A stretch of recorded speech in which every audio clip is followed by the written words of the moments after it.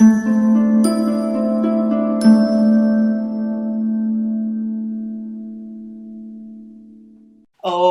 a todos, bienvenidos una vez más, un viernes más, al canal de Marketing Online para Escritores.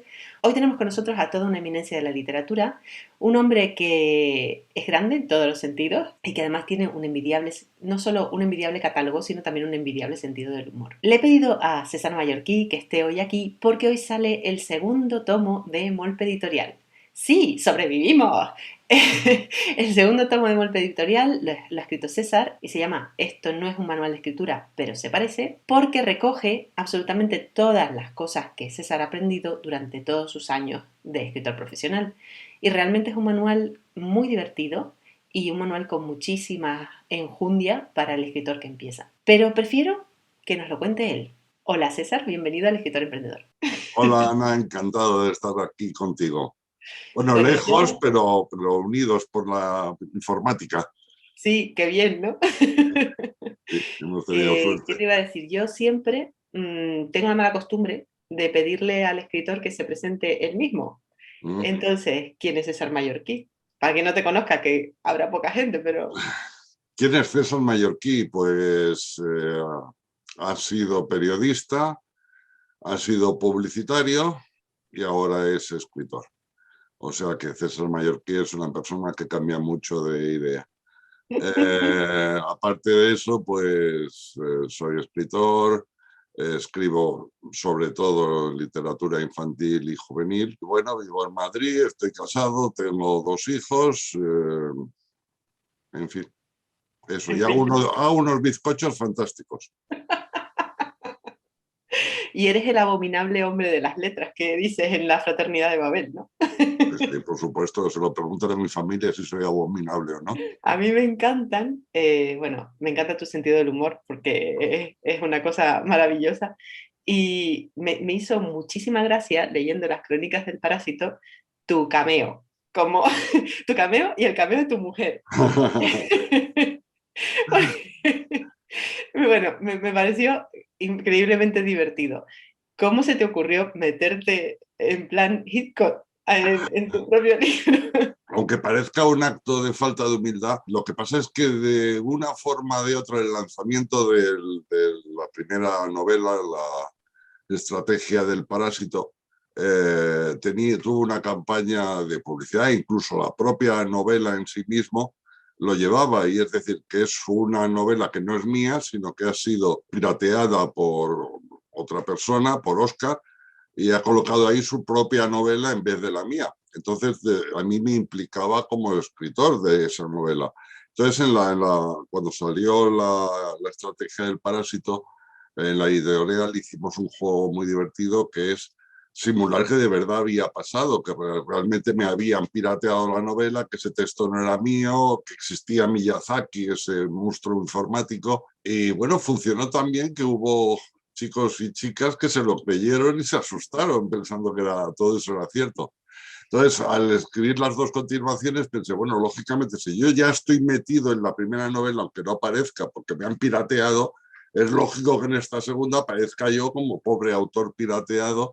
Y bueno, tampoco tengo tanto papel en la novela, aparezco unas cuantas veces, pero bueno, al final sí tengo cierta importancia como personaje. Bien, y mi mujer pues sí es tal como la describo, aguantándome, soportando mis excentricidades. Tu mujer es un amor de persona, la verdad que sí. A mí me lo parece. Bueno, yo te he traído hoy al podcast, aparte porque es un lujo tenerte, porque vamos a presentar el segundo libro de Molpe Editorial. Y en ese libro recoges un poquito, bueno, lo que pone en el título, esto no es un manual de escritura, pero lo parece. Recoges tu trayectoria como escritor, que es muy, muy amplia, y has tenido pues, muchísimo recorrido, muchos premios, muchos libros. Cuando empezaste, ¿llegaste en algún momento a pensar que esto iba a ser así? O sea, o realmente te lanzaste a la piscina y dijiste, bueno, vamos a probar. Pues pensar que esto iba a ser así, no, ni remotamente, no me lo podía ni imaginar. Pero fue una concatenación, es decir, muchas veces me preguntan, ¿y tú por qué escribes literatura juvenil, por ejemplo? Y yo digo, por casualidad, porque realmente fue una casualidad. Yo empecé escribiendo literatura fantástica y de ciencia ficción para adultos. Lo que quería realmente en aquel momento, mi propósito era escribir guiones de cine y televisión. Y de hecho escribí varios. Pero un día vi en el periódico un anuncio de DB anunciando el premio DB, daban bastante pasta y dije, bueno, pues ¿por qué no pruebo? Entonces probé, no gané, pero mi novela le interesó a la editorial y la contrató. Al año siguiente me volví a presentar, gané, seguía escribiendo, me iba bien con lo que escribía para juvenil y así entré en el mundo del juvenil. Es decir, no fue mi propósito decir, voy a triunfar en la novela juvenil. No, tampoco fue ni siquiera mi propósito, voy a triunfar con la novela. Ha sido, como casi todo en la vida, una acumulación de casualidades. El destino, el fatum. ¿Leías novela juvenil? Porque claro, tú No, siempre has dicho que no, que no no. había leído ni una novela juvenil, diré más, en mi vida había leído una novela juvenil, porque cuando yo era adolescente, no había literatura juvenil. Sí, Había, eso es una cosa que tú dices mucho en el blog, que la parte de categorización realmente es una cosa a efectos de marketing. Bueno, yo pienso lo mismo, y que un joven puede leer cualquier cosa. Y, totalmente. y de hecho, vamos, por ejemplo, Verne, mm, teóricamente sería novela juvenil ahora o La historia interminable, y realmente son obras que no. No, y si ves el canon clásico de la literatura juvenil y tienes a Stevenson, tienes a Verne, tienes a Wells, tienes a Mark Twain, tienes a una serie de autores clásicos que jamás escribieron solo para jóvenes, escribían pues para todo el mundo. Claro, De hecho, está considerada la primera novela juvenil, que no recuerdo el título, es norteamericana, es del año 42, de 1942. Es un género muy reciente. Entonces yo de joven no había leído nada de literatura juvenil, sabiéndolo, porque luego sí descubrí que a un autor norteamericano yo leía novelas juveniles, lo que pasa es que en España no se presentaban como novelas juveniles, sino para todo el mundo. Entonces, cuando me planteé escribir la primera novela juvenil, recuerdo que me compré varias novelas, estamos hablando de los mediados de los 90, pues premios, novelas que, sobre todo premios, básicamente, premios para ver qué era lo mejor de ese género. Entonces sé que me compré, no me acuerdo, 5 o 6 novelas, las leí y llegué a 2 conclusiones. La primera, que el género juvenil no existe, es un artificio editorial y punto, ya está. Y segunda y más importante, que la forma en que yo veía que ciertos autores escribían para jóvenes no es como yo quería escribir. Es decir, de esas 6 novelas que leí, solo 2 me gustaron y el resto me parecieron condescendientes. Y yo opino que con los adolescentes no hay que ser condescendiente en lo absoluto, porque como tú bien has dicho, pueden leer cualquier cosa. Un adolescente puede entender cualquier cosa. Otra cosa es que le guste. Evidentemente, una novela que trate sobre, ¿qué te voy a decir yo? La crisis de un cuarentón a la hora de entrar en la cochez madura, pues eso al joven le importa un pijo, es claro. evidente.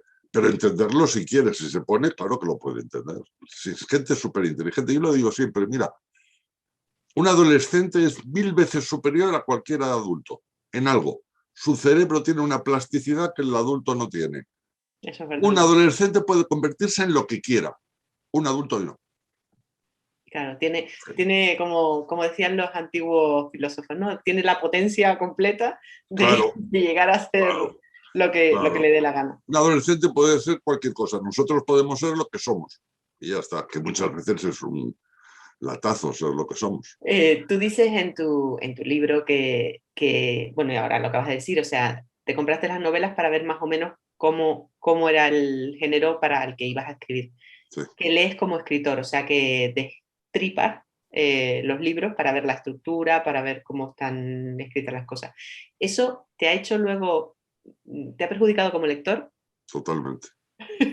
No, o sea, yo, y te lo digo en serio esto, no voy a hablar en broma por una vez, yo no me considero escritor, me considero lector, sobre todo. Yo he leído toda mi vida y he disfrutado leyendo muchísimo. pero a partir de eso que tú dices empecé a disfrutar menos de la lectura, porque la lectura requiere una inocencia por parte del lector. Si pierdes esa inocencia, pues la lectura se convierte en otra cosa. No es que te la estropee del todo, pero le quita mucho encanto. Es decir, yo a mí me harto a mí mismo cuando cojo un libro que me está gustando y digo, uy, esto me está gustando, ¿cómo lo hace el cabrón del autor para esto? Entonces me pongo a destripar y eso no, así no se lee. Es lo más lamentable que tiene ser escritor, te estropea la lectura. Sí, porque además cuando es una estructura muy, como muy clásica, ya te esperas el giro. Y Claro, claro, claro, pero fíjate, a mí el descubrir el giro me importa menos que el hecho de buscarlo. claro, O sea, quiero decir, César, deja de buscar, disfruta de la lectura, no te pongas una vez con un bueno, conocido, no voy a decir su nombre, un conocido escritor de literatura juvenil española, me leí su última novela. Digo que no leo literatura juvenil, pero la de los amigos muchas veces sí la leo. Entonces leí su última novela, era un thriller, una historia de asesinatos y de quién es el culpable. Y entonces, a media novela, dije, ya sé quién es el culpable. Y estaba muy bien oculto ese culpable. Lo que yo hice fue utilizar mis herramientas de escritor para descubrir quién era el culpable. No porque no hubiese habido alguna pista, sino precisamente por la carencia de pistas que había en ese hueco. Es decir, siempre en una novela policíaca tú sabes que quién va a ser el malo, el menos que podría sospechar. Ese es el malo. Bueno, pues busca al que menos te dé ti en la novela para sospechar y ese será el malo. Y eso pues es una lata. ¿Qué vamos a ver? pues sí, la verdad que sí. Al Sí. final. Una de las cosas también que cuentas en el manual es que tienes una rutina de escritura. O sea, que es como decía Stephen King, ¿no? El aficionado espera a las musas, el profesional se pone a trabajar. Cuéntanos un poquito, aunque la cuentas en el libro, cuéntanos un poquito esa rutina para los oyentes del podcast. Pues es una rutina que demuestra lo poco emocionante que es la vida de un escritor. Yo me levanto pues, aproximadamente a las 8 de la mañana, tardo mucho en despertarme. De hecho, por ejemplo, ahora no estoy del todo despierto, en gran parte estoy funcionando en automático. O sea, tengo una primera fase que es hasta que me tomo el café y esa es la fase zombie, en la que no solo no pienso ni razono, sino que además me comería a cualquiera que pasara por mi lado porque estoy de un mal humor tremendo. Entonces ya me tomo el café, vale, empiezo a despertarme y puedo tardar, pues mira, normalmente hasta las 9:30 o las 10 no empiezo a trabajar porque no soy persona. Y entonces, pues eso, me pongo a trabajar. Lo primero que hago es corregir lo que he escrito el día anterior, no por la labor de corrección en sí misma, sino por meterme de nuevo en el tema de la novela. Y luego estoy escribiendo hasta las 1:30, 2 de la tarde, ya luego como, sobremesa, siesta si es menester, y ya tarde, a eso de las 6:30 o las 7 de la tarde, me pongo a escribir otra vez hasta las 9:30 de la noche. Y así todos los días, de lunes a viernes, sábados y domingos no. Muy Pero a bien. veces sí, que es una cosa que me cabrea mucho de mi trabajo. A veces digo, no, yo domingo por la mañana es para descansar, pero por algún motivo veo mi novela, de repente se me ocurre algo y me pongo a escribir. Pero lo considero un error. Sí, porque hay que desconectar, Hay que ¿no? desconectar, sí. Lo que pasa es complicado, además, cuando tienes, sobre todo cuando estás en la primera fase, en la fase del primer borrador, ¿no? Que tienes toda la cabeza llena de ideas y de tal, porque cuando ya estás corrigiendo ya es más fácil de conectar. Sí, a mí eso me encanta. El 90% de mis amigos escritores odian corregir. Y a mí me encanta. Digo, pues el trabajo ya está hecho. Lo duro ya está. Ahora estás aquí, pues todo. Pues mira, quito aquí una cosita, pongo aquí otra, pero eso no es trabajo. Trabajo es escribir. Sí, sí, Pues eso mira, está claro. lo que dices, en efecto, un escritor no desconecta nunca. Mm. Pero la parte en la cual solo es mi mente la que funciona y estoy dándole vueltas a un asunto y todo eso, para mí eso no es trabajo, eso es un juego casi. Para mí el trabajo es sentarme a escribir, pelearme con el teclado y maldecir el momento en que se me ocurrió ser escritor. Tú tienes un recurso que a mí me gusta mucho, que lo utilizas en varias de tus novelas, que es la elipsis. Cuéntanos un poquito qué es. Bueno, la elipsis es la esencia de la escritura. Es decir, si no utilizáramos la elipsis, cualquier novela, hasta la más corta, se convertiría en un mamotreto de 1000 palabras. Imagínate sin elipsis. Pues el protagonista comienza despertándose, luego se lava los dientes, luego va al baño, tiene caquita, se ducha, se da un paseo. Sería muy aburrido si no hubiera elipsis. Entonces, elipsis es eliminar partes de la acción porque no interesa, sencillamente. Entonces, claro, la elipsis en realidad es la supresión, es la nada. Elipsis es aquello que no dices, eh, porque no es importante decirlo. Claro que la elipsis luego se puede utilizar de ciertas maneras. Eh, por ejemplo, hay un caso de elipsis que a mí me estremece, que es en la novela La carretera de Cormac McCarthy. Ujú. Bueno, es una novela del fin del mundo, hay, la gente huye por eso, hay saqueadores, hay caníbales. De hecho, porque o sea, no hay comida, entonces la gente se come a la gente. Entonces, los protagonistas, un padre y su hijo, llegan a una cabaña, en el sótano tienen la despensa. Y la despensa es gente viva. Algunas le han amputado una pierna, otras le han amputado un brazo, porque se lo están comiendo poco a poco. Bueno, en la novela prácticamente no hay una descripción. Lo que hay es una elipsis. Bueno, pues eso es muchísimo más tremendo. Y luego en la película sí te muestran eso y no es tan tremendo. Lo tremendo es, no te lo cuentan, tú te lo imaginas. Y lo que te imaginas es peor que cualquier otra cosa que te puedan contar. Entonces, muchas veces no contar las cosas, dejarlas en elipsis, es más efectivo que narrarlas con detalle. Desde luego, hay veces que los lectores cuando terminas un libro te dicen, ah, me hubiera gustado que hablaras más de esto o que hablaras más de lo otro. Y tú dices, sí, pero es que entonces habría sido súper aburrido porque te Claro. habría contado 80 cosas y yo solo necesito el telón de fondo para la novela. Si quieres, eso, pues te lo imaginas, ¿no? Que al final la imaginación es mucho más poderosa que la Claro, realidad. sí, esa es la ventaja de la literatura sobre el cine, por ejemplo. Y es que el cine ocurre delante de ti, la literatura ocurre dentro de ti. Y eres tú el que construye ese mundo. Eres el autor y tú sois un equipo y construyes un mundo. Y cada lector lee una novela de una forma distinta.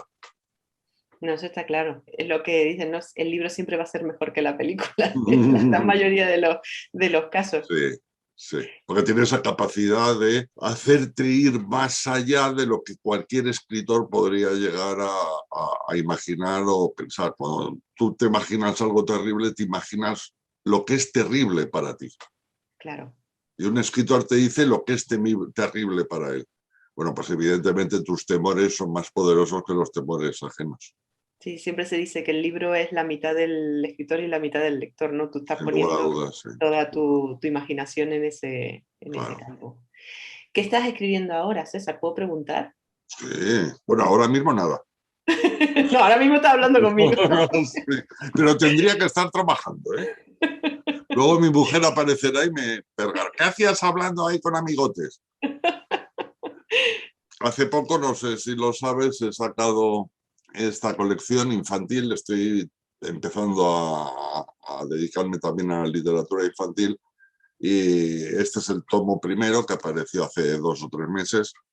En verano aparecerá el segundo, que ya está escrito, pero para el año que viene tengo que escribir otras 2 novelas. Estoy escribiendo la tercera y inmediatamente después escribiré la cuarta.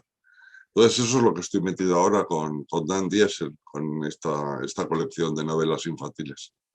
Y tú piensas, porque antes hablamos de los adolescentes, pero el lector infantil es, bueno, a mí me da muchísimo respeto porque, claro, los niños, aparte de que el lenguaje tiene que ser un lenguaje comprensible para ellos y tal, son muy críticos, son lectores súper naturales, te dicen todo lo que les pasa por la cabeza. Sí. Escribir para niños, ¿qué puntos crees tú que tienen? Bueno, de entrada, si antes decía que no existe, para mi modo de ver, la literatura juvenil, sí creo que existe la literatura infantil por los motivos que tú has dicho. Es un lector menos formado, es un lector al que hay que ponerle las cosas fáciles, porque si no Ujú. deja de leer, así de sencillo. Es decir, un adulto o un joven puede leer la parte aburrida de una novela porque le interesa el resto de la novela, pero un lector infantil no, como le aburras, pues Sí, hace muy buenas. abrumador. Y hace muy bien, por otro lado, ¿eh? Yo estoy de acuerdo con eso, pero es muy difícil. Para mí es muy difícil, por ejemplo, con lo que tú dices, el lenguaje, utilizar un lenguaje comprensible. No es que yo escriba ni para jóvenes ni para adultos de una forma muy enrevesada, pero sin darme cuenta sí que empleo palabras cultas con frecuencia. A veces los jóvenes me lo dicen, oye, ¿por qué empleas ese vocabulario que no entiendo? Y yo digo, pues mira, en Internet tienes un diccionario maravilloso. Cada vez que veas una palabra que no entiendas, búscala en el diccionario, que es lo que hacía yo cuando tenía su edad. Entonces eso no me importa, pero eso no se lo puedo pedir a un niño. A un niño de Claro. 10 años no le puedo decir, busca las palabras en el diccionario, que lo haga si quiere y si no lo haga, pues no se lo voy a exigir, evidentemente. Entonces sí, evidentemente es difícil para mí escribir para ellos. De hecho, cuando hace, no sé de qué año es, cuando, bueno, sí, mi hijo pequeño tenía 9 años, ahora tiene 30 y es más alto que yo, el cabrón. Cuando tenía 9 años se acercó a mí y me dijo, oye, César, porque no me llama papá, me llama César. Oye, César, ¿por qué no escribes algo que yo pueda leer? Y yo como padre baboso cayéndoseme aquí la baba, ah, sí, yo escribo, yo escribo. Entonces escribí una novela para él, El hombre de arena, que me costó un montón. Yo me acuerdo que la acabé de escribir, que ya me había costado. Me pongo a repasarla y empiezo a quitar palabras que no deberían ir. Me salen tropecientas. Lo corrijo otra vez, me vuelven a salir tropecientas, enmiendo, cambio, todo eso. Si una novela normal mía la corrijo 4 o 5 veces, esa la corregí 14. Y luego en la editorial siguieron corrigiendo. O sea, me costó voy a decirlo mal, perdón, me costó un cojón. Tanto que dije, mira, una y no más, Santo Tomás, para mi hijo, disfrútala, Pablo, que es para ti. Y no he vuelto a escribir hasta ahora ninguna otra novela. Pero también es que creo que yo cometía un error de aproximación. Es decir, yo me aproximé al género infantil con prevención, sabiendo que estaba metiéndome en arenas movedizas y que tenía que tener mucho cuidado. Entonces dije, bueno, pues me tengo que adaptar a ese género. Y claro, ese es el error. Yo no me puedo adaptar a ese género porque yo soy distinto, simplemente mi sensibilidad es distinta, mis intereses son distintos. No puedo escribir un dulce cuento infantil, no puedo, no va en mi ADN. Me pide que haya, pues eso, muertos, asesinatos, cosas terribles, así, no, eso es broma. Pero no entra en mi forma de escribir. Entonces, hablando con Gabriel Bandariz, hasta hace poco el editor de SM, el director editorial de SM, él me sugirió, me dijo, ¿por qué no haces algo que te divierta a ti, que te guste a ti, pero adáptalo a ellos, pero partiendo de lo que a ti te gusta? Entonces me quedé pensando y dije, es verdad, no lo había pensado. Entonces es lo que he hecho, ha sido llevar mis intereses a la literatura infantil y así me ha resultado mucho más fácil adaptarme al género, porque en el fondo parte de algo que a mí me interesa y eso es una parte interesante. Yo no puedo escribir sobre algo que me aburra, porque lo que escriba será aburrido, me tiene que interesar. La mayor parte de los cuentos infantiles que he leído, incluso de los buenos, me aburriría un montón escribirlos, porque no es mi sensibilidad. Bueno, pues aplica lo que te gusta, lo que te divierte, aplícalo a eso. Entonces he hecho una novela, pues una novela, si te pones a analizarla, rarísima, en el sentido de que pertenece a un género que es el diesel punk, que es una variante del steampunk, que es una de las modalidades del retrofuturismo, que es otra de las modalidades de la ciencia ficción. Si cuando llegas a este punto no te has mareado, es que no tienes corazón. Entonces es realmente raro, o sea, de hecho muy poca gente se da cuenta de que el nombre del personaje, Dan Diesel, hace referencia al género que estoy escribiendo. Pero oye, me lo estoy pasando muy bien, hay superhéroes, hay villanos malísimos, y luego además, perdón, excelentemente ilustrado por Pablo Groseta. A ver si encuentro alguna. A ver, esta, por ejemplo. Qué Sí, bonito. es muy bonito, es francamente majo. Y bueno, pues eso es lo que estoy haciendo ahora y sí, me lo estoy pasando bien, la verdad. Es que eso se nota, o sea, cuando tú te pasas bien, por eso yo pienso que las novelas por encargo, o sea, las novelas que se hacen en plan, escribe esta novela porque es lo que se lleva, se nota, o sea, eso se nota que el autor disfruta menos, porque Claro. probablemente no es lo que le apetece en ese momento escribir. Y cuando tú te lo pasas bien, eso llega al lector, quieras que no. O sea, que seguro que los niños se lo van a pasar pipa con él Ah, eso también. espero, ojalá. Además, en mi propia, muchas veces he dado charlas para jóvenes y muy pocas, por desgracia, porque no tengo obra, charlas para niños.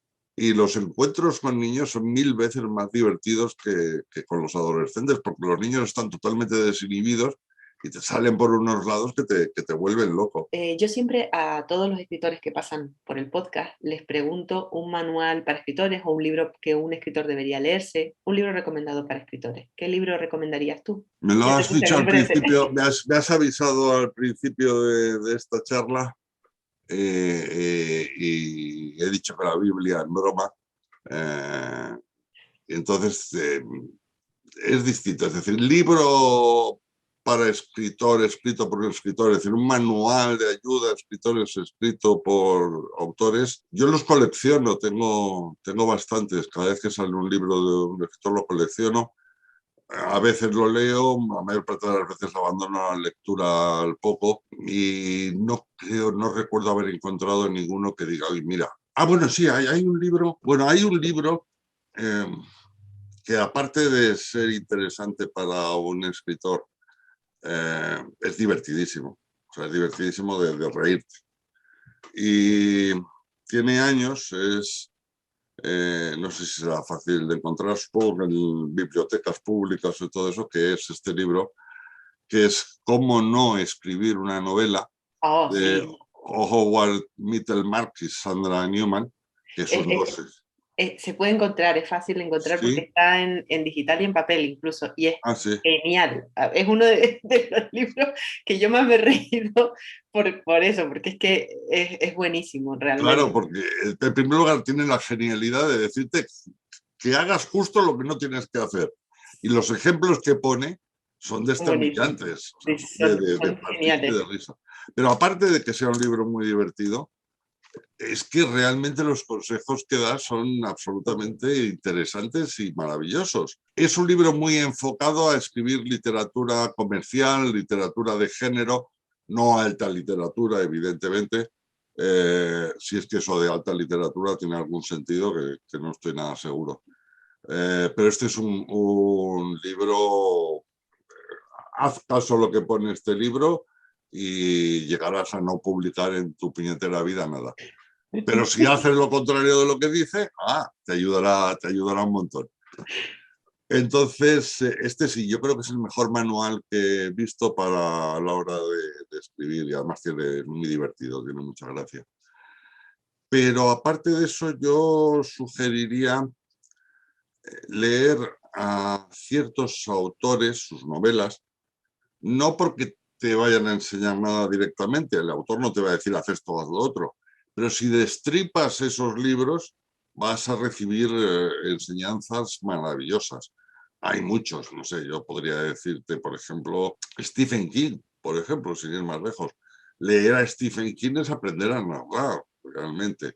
Yo lo O, que pasa es que lo paso fatal con él, porque me da muchísimo miedo. Y mira que los libros que me he leído me han gustado, pero es que lo paso horrible. Eso me recuerda a una viñeta que vi hace poco en el cual es una escuela, niños pequeños, y entonces uno de los niños está leyendo algo en la pizarra y todos los demás niños están espantados con cara de horror y dice Stephen King leyendo una de sus eh, redacciones de colegio. Sí, bueno, sí, evidentemente, claro, da miedo, por eso es buen escritor, porque da miedo. Pero no sé, un libro que da más inquietud que miedo, que es Misery, por Sí. ejemplo, para mí es un ejemplo de narración, de uso magistral del suspense, simplemente de contar una historia maravillosamente. Pero vamos, si no queremos ir a Stephen King, pues, o sea, a escritores de terror, pues yo te diría que, por ejemplo, Stevenson es probablemente uno de los narradores mejores que ha dado la historia de la literatura. Entonces, leer a Stevenson o leer a Mark Twain, que es otro narrador fabuloso. Y yo sugeriría a cualquiera que quiera hacer esto, de formarse leyendo, que coja, busque los libros que ha leído y que le han gustado, no simplemente que te han gustado, sino que te han atrapado, que no podías dejar de leer. Bueno, pues relee esos libros y destrípalos para averiguar los trucos del autor. Eso es una enseñanza fabulosa y que recomiendo a todos los que quieran llegar a escribir profesionalmente. A pesar de que te destroce como lector. ¿Qué le vamos a hacer? Todo tiene un precio en esta vida, eso es una puñetera verdad. Cualquier cosa que hagas, por buena que sea, tienes que pagar un precio por ella. Y sí, te destroza la vida como lector, pero por otro lado, pues mira, te pones a ver cine o a ver... Lo que pasa es que también vale para el cine, también vale para las series. Es decir, Sí, sí, sí, el sí. control de la narrativa te jode la vida. Pues muchísimas gracias por estar aquí, César. Te lo agradezco muchísimo y me ha encantado la charla. Gracias a ti, Ana, y bueno, pues espero que tus, ¿cómo se dice? Lectores evidentes, evidentes lectores, eh, que los que ven esto se hayan sacado algo positivo de toda esta charla, seguro de tu palabra sí, y en mi caso que hagan como con este libro, pues que hagan todo lo contrario de lo que yo digo. Y esto es todo por hoy, mis queridos literatura adictos. Se va a sortear entre los mecenas el libro que ha dicho César. Así que ya sabes, si quieres participar, tienes que ser mecenas del podcast y dejar en donde estés escuchando o viendo este episodio un mensajito diciendo que quieres participar. Si quieres el libro de Molpe Editorial, pues puedes o bien mediante la suscripción a Molpe Editorial o bien comprándolo en la tienda de Molpe Editorial o bien en Amazon. Te dejo de todas maneras todos los enlaces aquí debajo en las notas del programa. Y esto es todo por hoy. Ya sabes, nos vemos la semana que viene con una entrevista que creo que te gustará también mucho. Y mientras tanto, ya sabes, sé bueno y escribe adiós.